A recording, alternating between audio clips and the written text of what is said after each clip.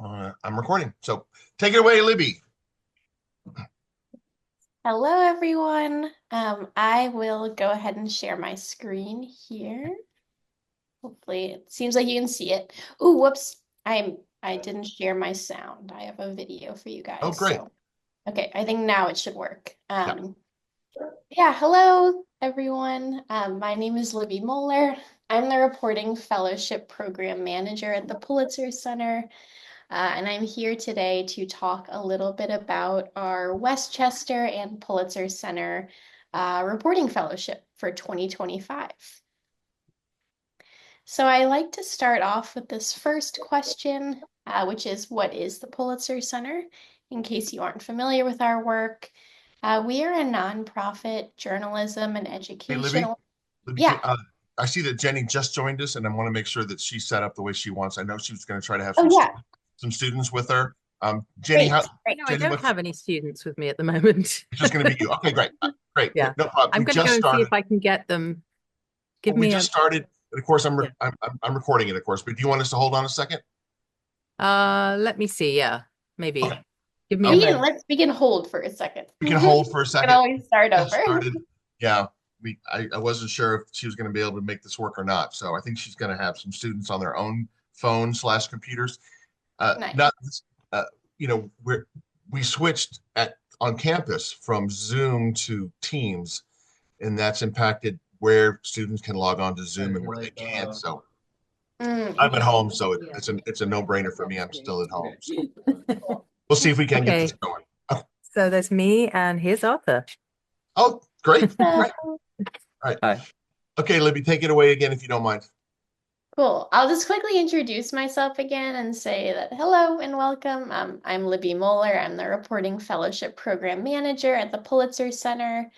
And this was actually my first slide, so good timing. But I was just introducing the Pulitzer Center and the work that we do. So we are a nonprofit journalism and education organization, and this slide is our mission statement. So it kind of centers on championing the power of stories to make complex issues relevant and to inspire action within our audiences. And then another important question, what is this Pulitzer Center Reporting Fellowship? So this is going to be an opportunity for one student to tell an underreported story and gain really valuable journalism experience. At Westchester, our partnership this year is specifically focused on stories related to mental well-being, mental health. And along with that, you will receive a $4,000 US dollar stipend. This is used to cover your reporting costs.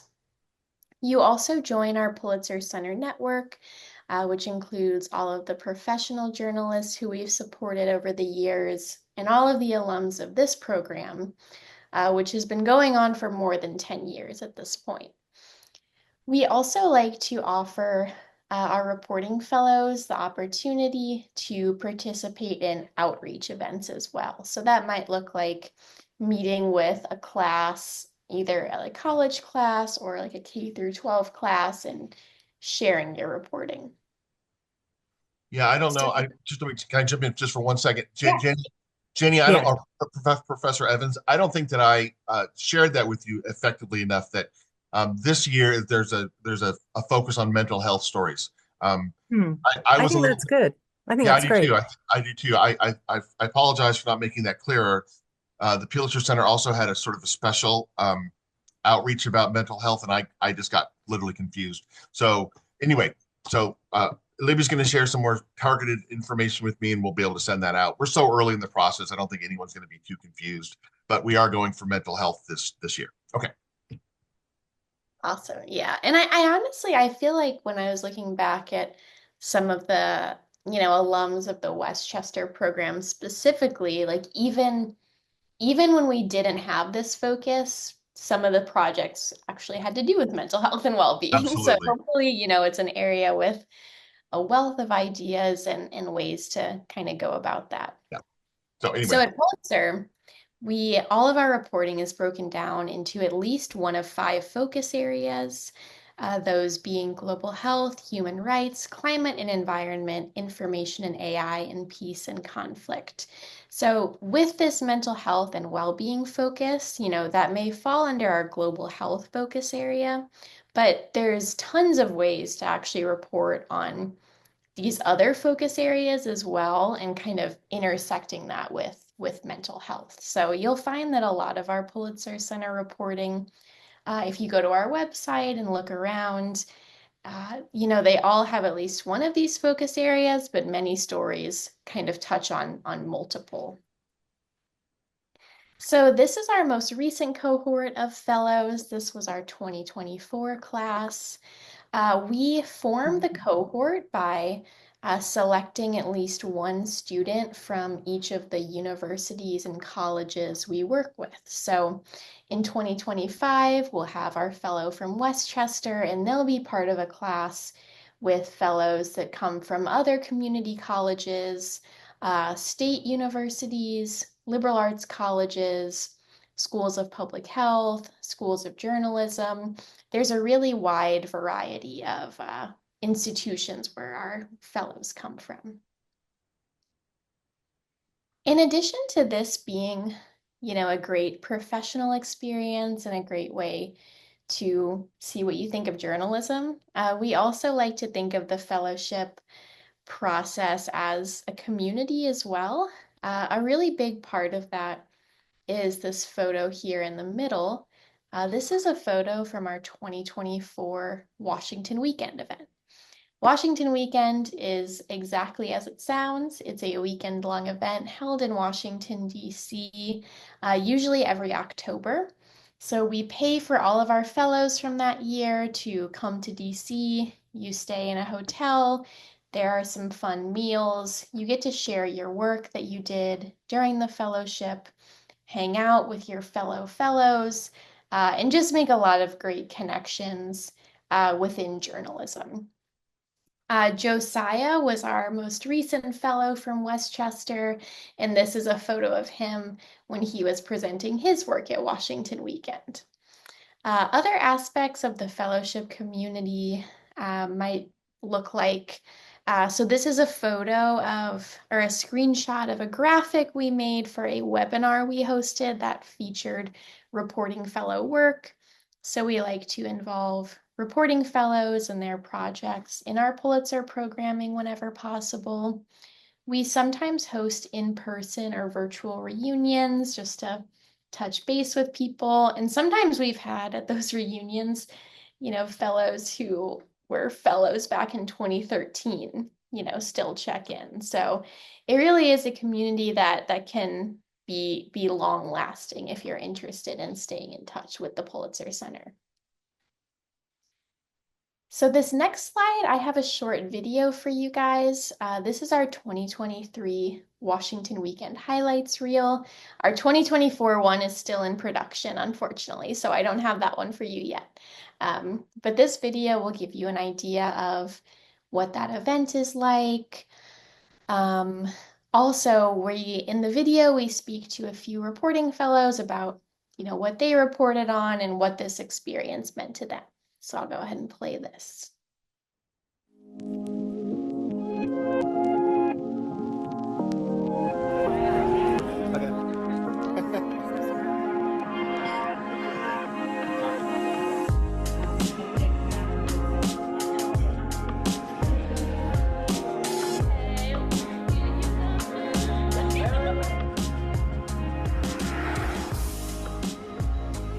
I'm really looking forward to networking with these people based off of the strength of their storytelling.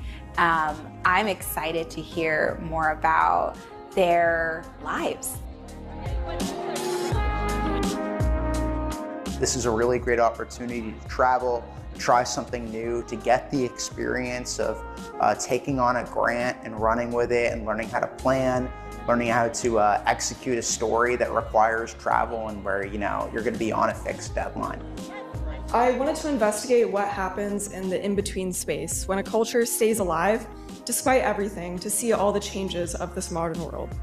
There's calls for Western science and indigenous knowledge to be incorporated more broadly on a national scale, but this community has been doing it for a really long time. People who are just starting their careers after graduating, or people who are still in university, to explore interest in international reporting, which is not something that people get to do a lot. It's really wonderful to have everyone together here in DC to celebrate our 2023 Reporting Fellows. Knowing that it is important to tell stories that mean something, you show why you care and why we should as well. But I have come to believe that the same empathy that made me vulnerable has helped steel me. I've come to believe that that empathy has provided me purpose. Many of the people that you will interview, that we interview, they're regular people. They're not experienced with the media, so it's so important to explain your process. Gentrification and displacement, it assumes many different forms just depending on the history of the city, the people that are there, but it universally subjects housing and neighborhoods to commodification. But because with the slight difference in events and roulette wheel of possibilities, we could have been raised in a different pair of shoes, looking through a different lens. I would say, for students to really draw on their own experiences and their own backgrounds pretty pridefully. I think that filters a lot of your reporting very strongly and leads you to do a lot of impactful stories that I've seen so far today.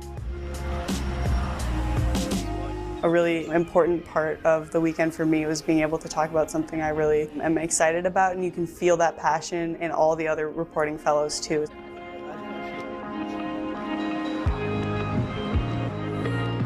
I have kind of made it my mission to tell Zimbabwean stories from a decolonized lens, and that may sound elusive, but to me that just means telling our stories in a way that accurately and best represents us.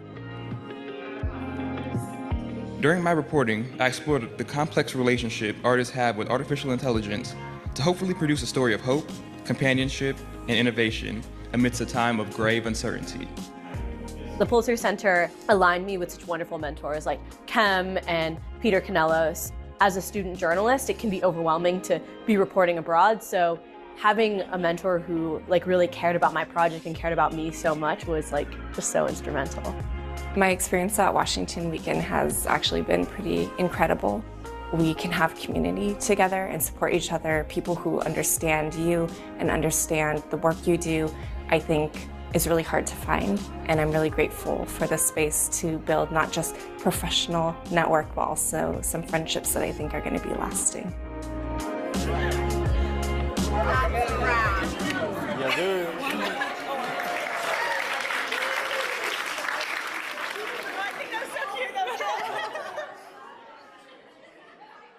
Those are always so good, Libby. Who does your editing? Do you do that? No. Oh my God, I wish.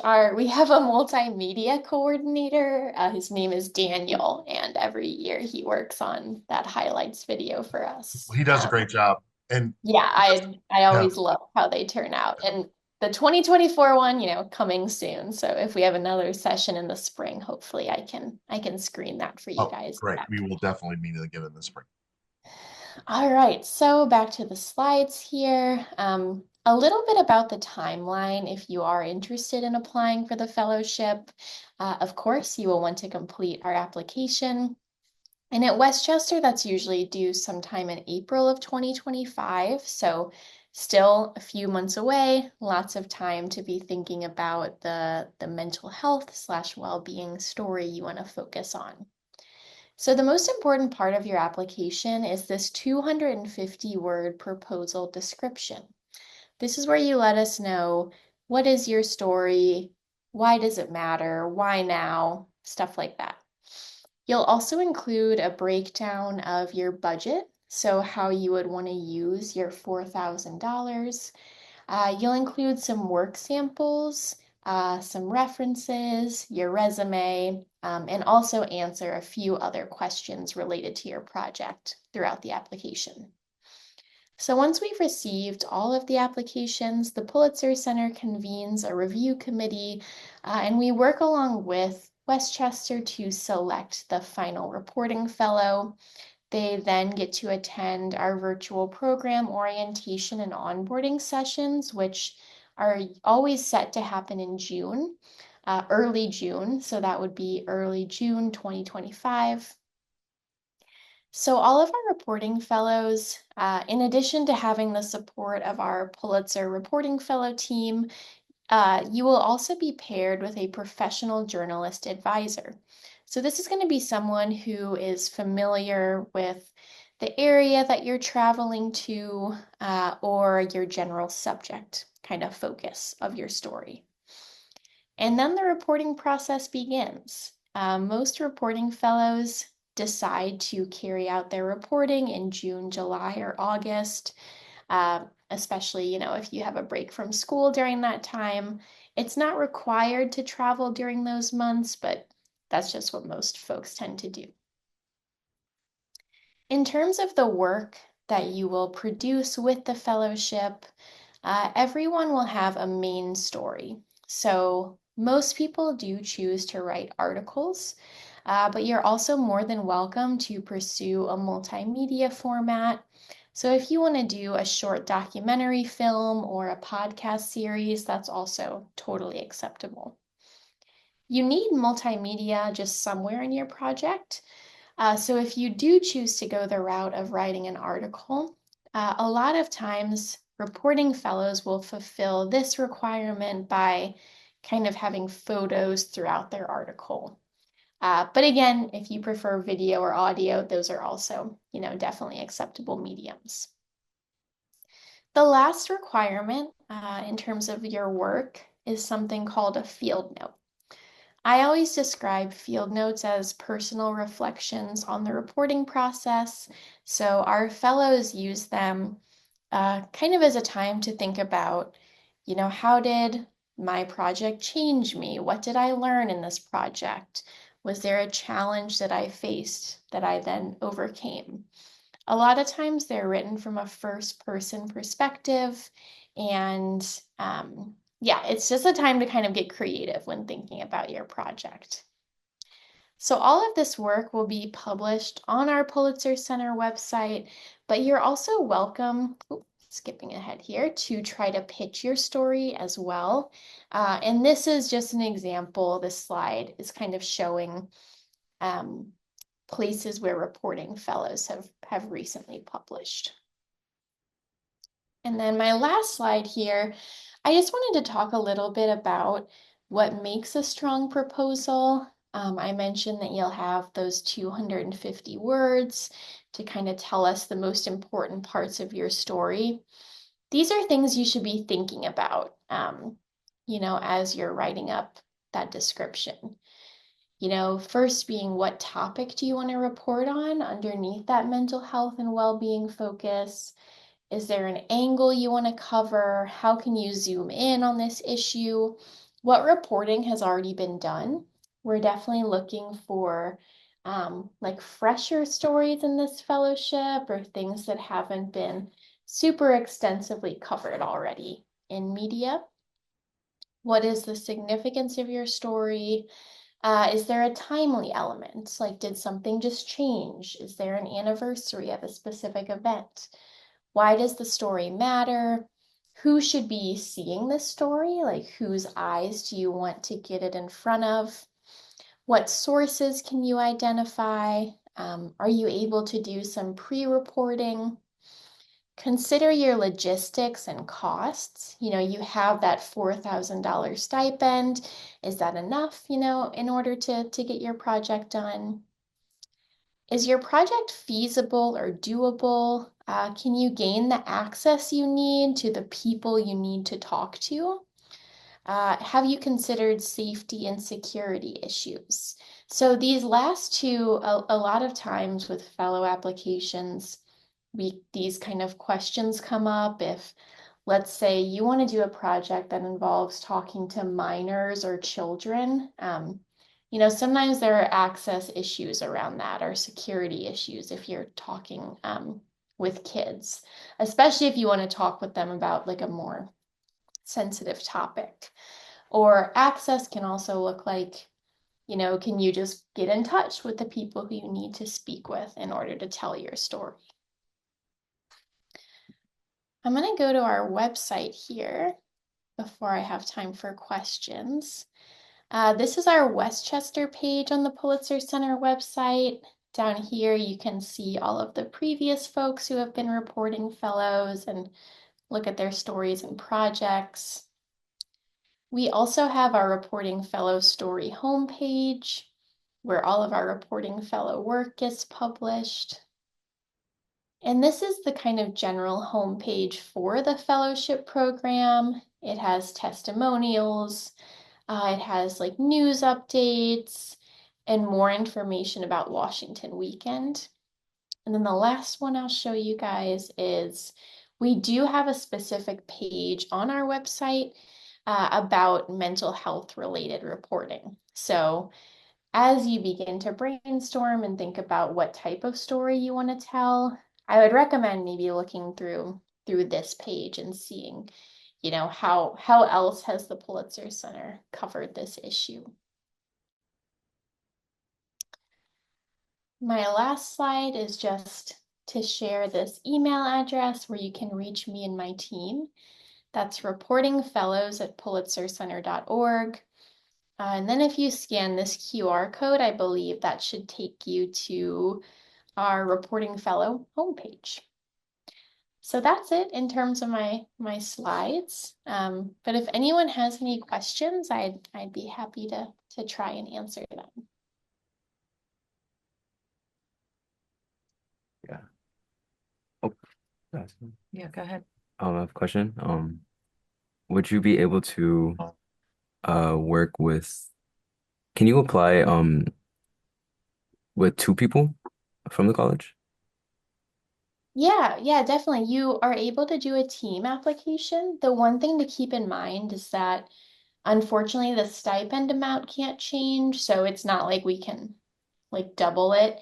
So it would be two people sharing that same amount of money, which would stay at $4,000. But yeah, we've definitely had a lot of successful teams, before in the fellowship.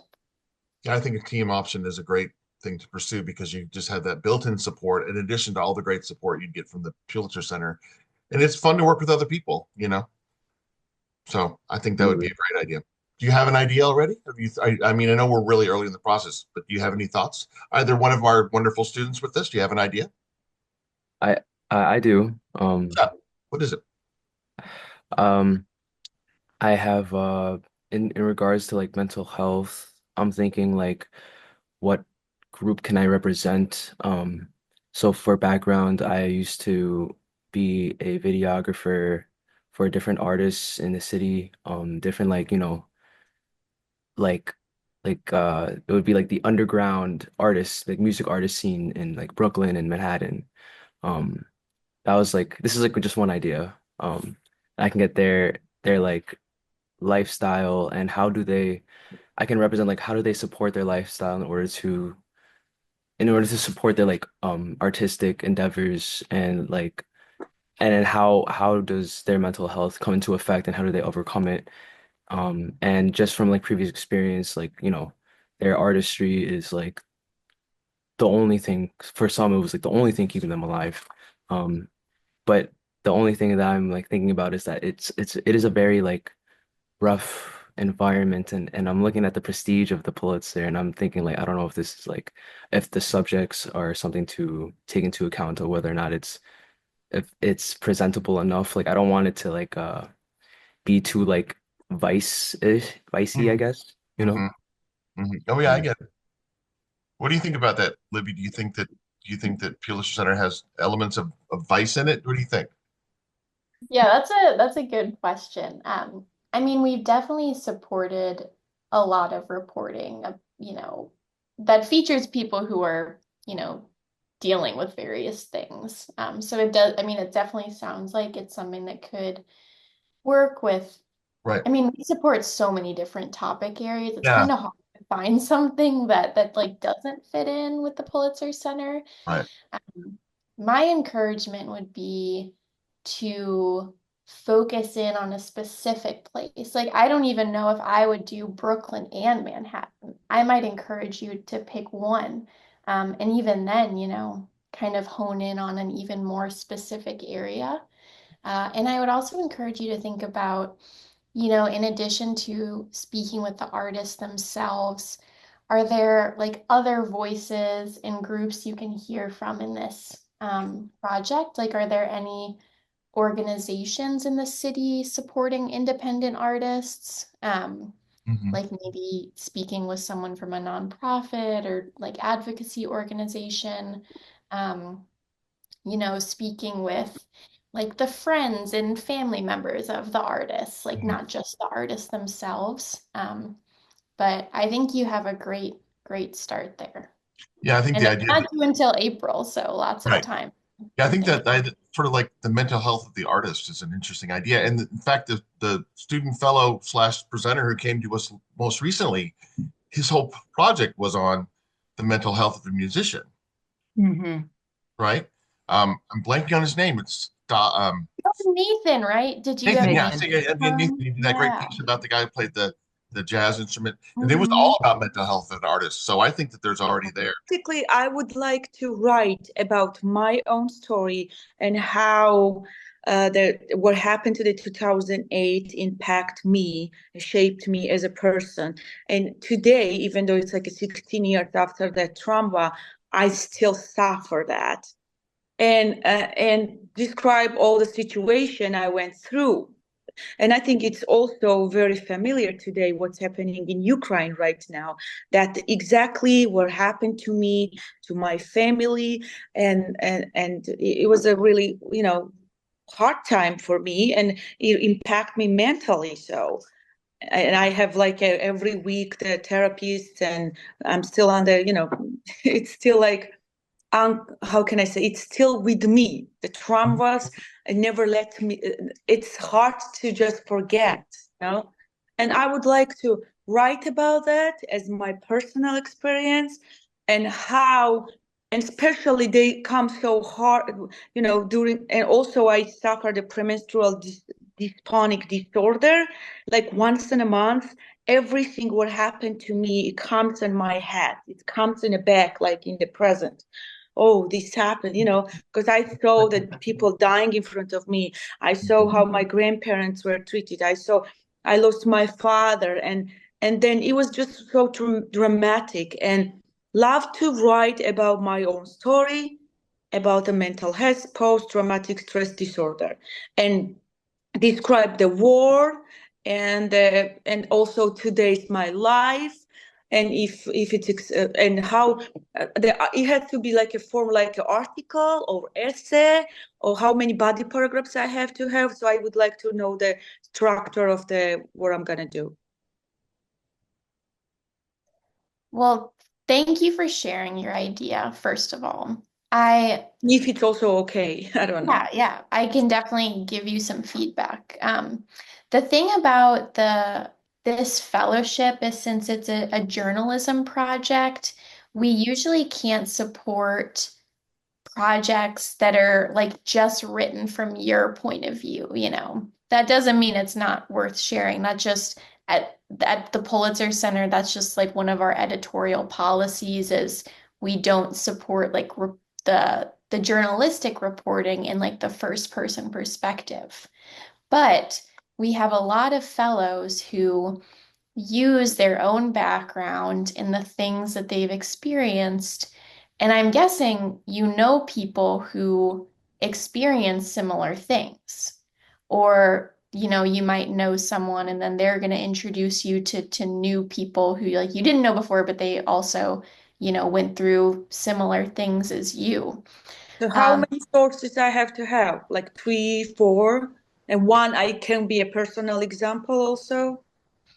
Yeah, there's no specific, since every project is different, there's no specific like kind of one size fits all requirement, but I would say most of the fellow projects are talking to between like 4 to 8 people usually, at least. And from a variety of backgrounds, like they're talking to like regular like community members or like experts or academics in a field. They're talking to people who work at organizations. There's a lot of variety. What it sounds like is, I mentioned that thing called a field note that we have as part of all of our projects. The field note is all kind of that first person complement to your journalistic project. So if you were to pursue this idea, you would be able to talk in your field note, like, here's why I knew this story needed to be told, because I experienced it too, or I experienced similar things. But to get the journalistic fellowship, it would need to be more than your own story, which again is very much worth telling. It's just the medium is like a little bit different for this opportunity specifically. Sissy, do you feel like you have people that you could draw on that would, similar experience? Yes, I have so many around my family and my cousins, but they're not all courageous like me to talk about it. They rather be in the quiet and don't talk about it. But me talking and writing and say my story, and I wrote a book about that. So, and it helps me. But some people I will try to find, and let's see how I can. Hey, well, that raises a really interesting question that I'd like to throw Libby's way. Libby, what's your stance on having anonymous sources? If someone is just nervous about coming forward because of whatever, is that something that you would consider? Yeah, it's definitely been done before. It's usually a longer conversation that also involves like some editorial team members at the Pulitzer Center. We usually can't have a project where like everyone is anonymous. But if there are like safety or security issues, we've definitely had fellows before who like have changed, like the sources have used like pseudonyms and have participated, or like they don't give their last name. They only give their first name. And of course, I think in every situation that revolves around using an anonymous source, it's just a case by case basis. Like, well, is this so vital to the story that that we have to? I didn't know, Sissy, if that would help encourage someone to share with you or not. But it is something you can explore if they want to, go on record but not be identified. I think that is an option you could explore with some people. And that this has to be written like an article, and how many words I have to use, or as an essay or as a written project. So how it has to be done? Yeah, so there is a variety of ways you can go about it. A lot of the fellows choose to write an article, and it's usually between 800 to 1,200 words usually, or maybe sometimes up to 1,500 words. So if you like writing, you could do the article, but we've also had people make documentary films or do audio stories too. Right. But most people choose the article. Yeah, in the chat just now, Sissy, I put in a link to our past, just as an example, our past WCC students' work. But you could look at anybody's work on the Pulitzer Center who've done reporting fellowships and get a sense of the width and breadth. It sounds to me like they really encourage you to go with your strength. So many Professor Evan students have come with us, and they are filmmakers, and they tend to graduate toward film, right, making video. But if you're more of a writing brain person, then the writing is great. If you're more of an audio person, you can do an audio piece. I think they're very open to the kind of media you're using. And looking at some of these examples over the next, however long, the deadline isn't until April. So looking over some past examples of what student fellowships have done, I think will help you get a sense of, oh, I could do this. Oh, that's good. And I think everything is a fair game in terms of media. Yeah, but Like you, definitely something you have some type of experience in. Like yeah, I usually, it's hard because the fellowship is definitely a learning experience, but I do sometimes discourage people, like let's say they want to try making a film for the first time ever. That can sometimes be a heavy lift and, might take longer than you'd expect. So definitely play to your strengths, and yeah, choose the media that works best for you. yeah. Before the meeting started, Sissy, you were talking about all this experience you have, and that's really helpful. What do you feel like you've already got this idea in your head, right? Which sounds good about sort of the PTSD of the experience you've gone through. Do you feel drawn to one type of media or another? Would you rather focus on a written article? Would you rather focus on a video? I would like to interview these people also and make a short story, like 1 minute, and just make a story also. But I need to find people here, or I can interview them by Zoom also too. But first I need to, if they confirm that yes, they would like to talk about their traumas. So I will be one. Yeah. I will be also one of the stores, and I will talk about what's going on with me, what happened, very openly. But not everybody can do that. And writing, because I love writing, it's more like when you're talking, you don't express yourself as much. Me, for example, I love writing because I put all my energy and feelings and pain and everything comes from me in my writing. So, and that's why I always, prefer to write the articles.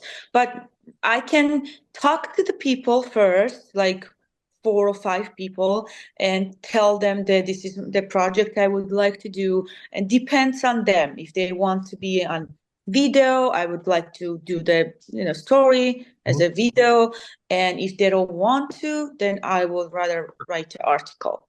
Well, and you can do both, of course, right? I mean, I think you can have an article and a video, of course, that you can Yes. take two. And also, maybe I can put the visual effects of in article, some like pictures from the war or something, and use also let's see. But I would like to do it. So the topic is mental health, but I'm going to focus on the post-traumatic stress disorder. So, yep. We are going to talk a lot more about this in the spring. Libby's really just helping me lay the groundwork, helping us lay the groundwork. We'll talk about this all semester, right? So no worries there. I think it's important for you to gravitate to what you're good at, that you feel strong and confident in, and also remember that this $4,000 is a stipend. If you wanted to travel somewhere, if you wanted to go and meet someone out, that's what the stipend is for. So you can use that money to travel, to whatever's going to help you tell your story better. Also, it helps me a lot because I work for Georgian TVs, and they don't, my income is not really good enough to be in America. So, you've got that, and it will help me survive. Anyone who's interested in the next step really is to think about. I would recommend that you look at the work that's already been done and posted and see what other student fellows have done, and then really think about that idea. And as Libby said earlier, the most important part is your proposal. Your 250 words. Is that what it is, Libby? Something like that? 250 words? Yeah. Proposal. I can send you do we have application? Do we even have applications yet for the new? They're basically the same. I could send her an old. I'll make sure you have the most recent one, Eric. Yeah, and then I'll send that on to you, Sissy, and then you can just start percolating right now. But you've got a lot of time, and we can reach out. First has to be like a application, and in application I have to write about the proposal. It doesn't have to be an article. That's you right. have to like an outline of the article. That's what I'm going to do. That's exactly right. All right, then I have a time, and if I will be accepted, then I will. Oh, and then if I have a 4,000, then if I will be accepted and they're going to give me 4,000, I can go in Georgia and interview people from there. That will be amazing there. Yeah, Oh, yeah, this is all about just the application process, and then so and I can also go to interview my neighbor, which lives at border of the like that now that our 25% of territory is occupied by Russians. So she's an old lady. She decided to stay to protect her house, so she didn't leave like we the young people left. So I can interview her between the what do you call that? Yeah, I can do that. Like she was also on the 60 Minutes. And I went last couple summers ago, I interviewed her. I was on BBC I can send you the picture. I can use that picture also as a source. So I think an approach that's worked well, I think, for some students in the past is to do what you're already sort of intuiting. Profile one person. Really talk about their experience, and then you can expand that in an article or whatever and talk about other aspects of it. But starting small with a smaller focus and say, I'm going to profile this woman who's gone through this ordeal, right? And then let it naturally evolve and grow is probably a better approach than starting big and trying to go small. And then of course that's what you put in your proposal, right? I want to go to Georgia and interview blah blah blah. So that's what we would be looking for. So I think you're on the side. I think, does that sound good? And then of course we also have over here we've got Professor Evans' hand up. Did you have what are you thinking over there, Jenny? Yeah, I just wanted to give Arthur an opportunity. Arthur and I were kind of discussing, and he was saying, I don't know if I need $4,000 to go and do the project in Brooklyn. I'll take the rest of it. And so I said, well, do you have another project that you might be interested in? And so I wanted to give him the opportunity to pitch a second one. Wonderful. What you thinking? Yeah.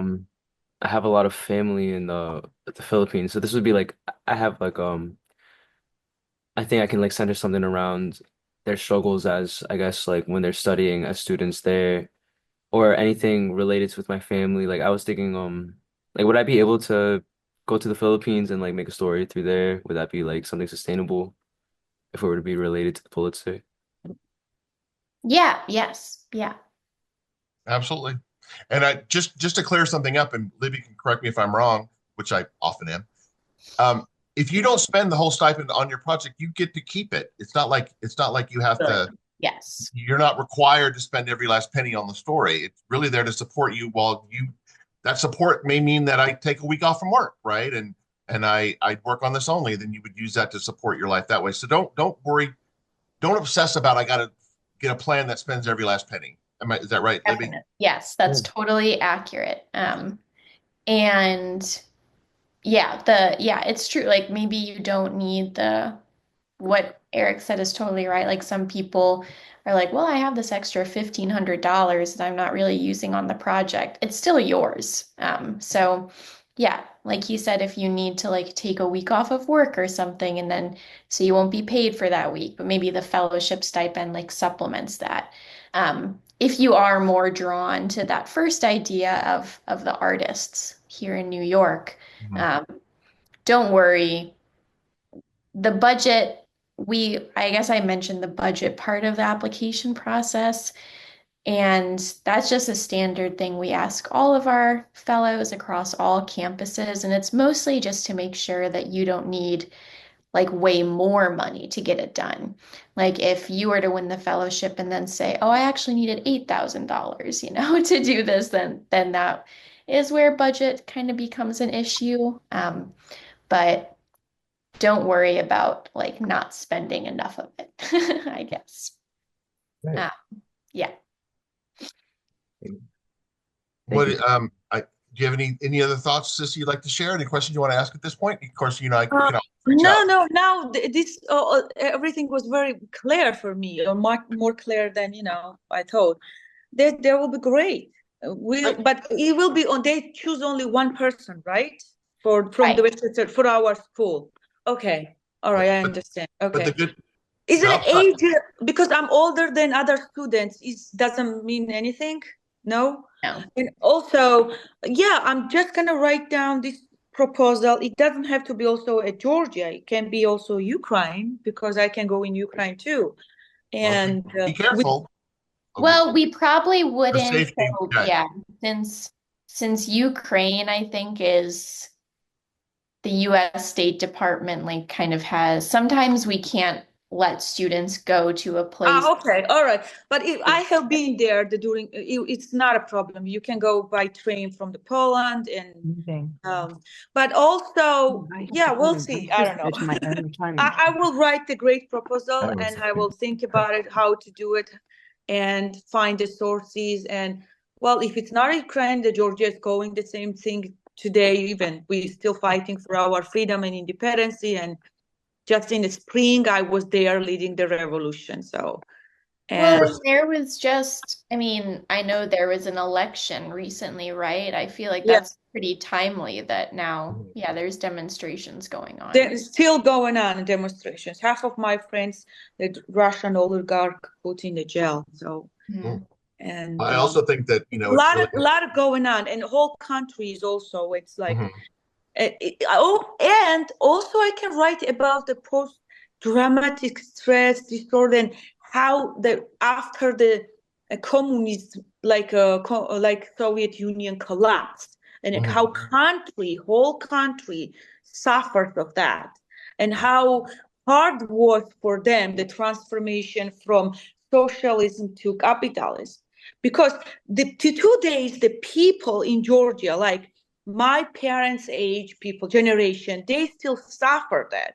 They think that socialism was better than capitalism because it was all about the community, it was all about the us. Everybody had the jobs, you know, and the food on the table. So it's a huge struggle in my country right now. And this young generation, my generation and the Gen Z generation, who are fighting for freedom. And for us, the number one value is being independent. And the old generations don't understand that. So why we're fighting so hard for our freedom and independence.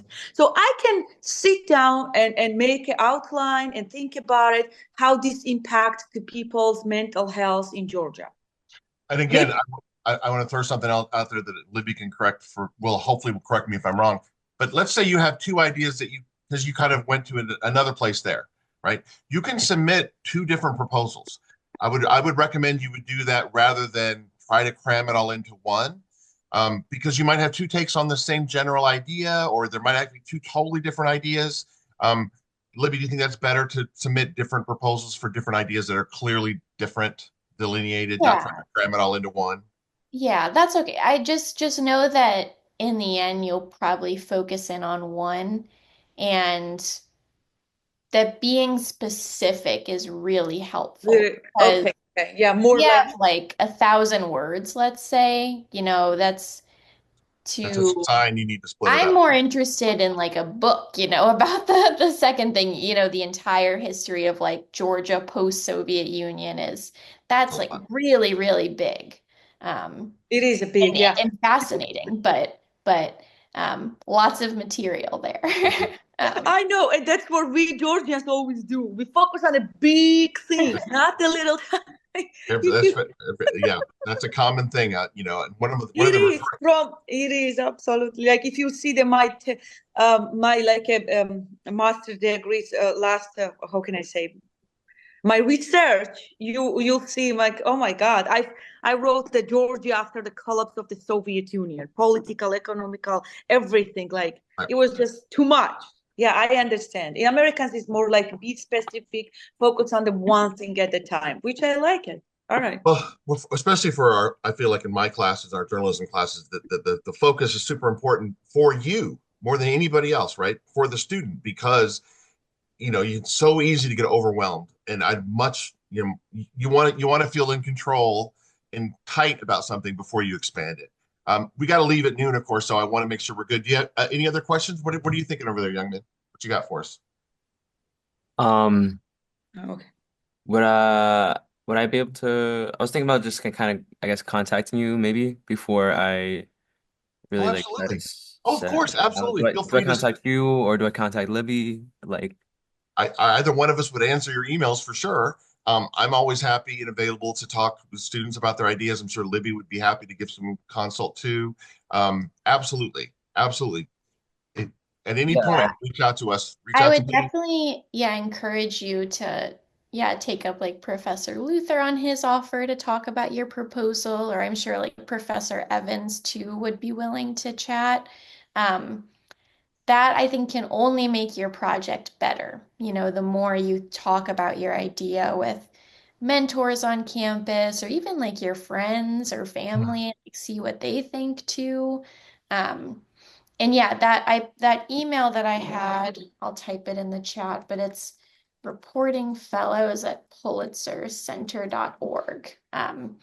You can reach out to me there if you have any specific questions for me. I can also speak to students' experience in the past where the story is going to naturally often will evolve, right? You know, the application process and the acceptance is the first step. And then the Pulitzer Center, and we are here to help you hone that and figure it out. And, you know, of course, it's going to move and evolve and change like every story does. So, again, don't get too wrapped up in the idea that what you turn in for the application has to be locked in stone and good to go and perfect, right? It really is a great starting point. And the more specific and focused you are, there's just more to work with, you know? So don't, that's my general advice is that really think about the story you want to do. And as you go, that's the whole point of having a mentor, right? Is to help you sort of focus and think about the best approaches, et cetera, et cetera. So that's a big part of the process as well, not to be perfect and then just turn loose. The Pulitzer Center has incredible mentorship and help. So that's what that's there for, is to help you shape that story. Do you think that's right, Libby? Definitely. Yes. Perfect. Thank you very much. Thank you. Sure. Anything else before we get out of here? I'm going to share this, you know, and we can watch this information video back anytime. We're going to do another one in the spring. Well, you know, you'll probably get sick of hearing from me because I really think it's a great opportunity and we're always pushing it. So thank you so much for your interest and for coming. And of course, thank you as always to Libby, who is a terrific resource and colleague and help. And I just can't tell you how great an opportunity this is for the Pulitzer Center. That what a great opportunity they're giving us and helping our students get. And I mean, the fact that one of our students gets this every year still kind of blows my mind. You know, and of course you don't have to be a journalism major; you can be any major. So very exciting. Yeah, it's 12. Any other thoughts or anything else to say? No, thank you, Good luck, everyone. Thanks everybody, and thank you. We'll be Have a talking. great day. We'll talk again. Bye everybody. We'll talk again.